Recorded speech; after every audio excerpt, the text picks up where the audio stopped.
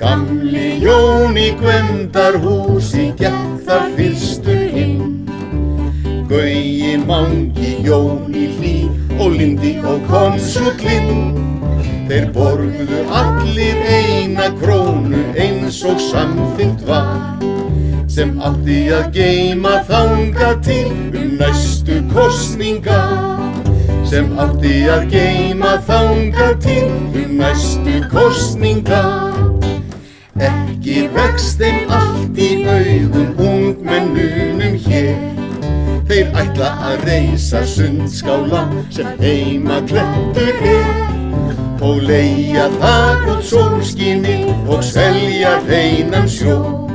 Og 60 aura pottinn hélt hann steinnað væri nóg. Og 60 aura pottinn hélt hann steinnað væri nóg.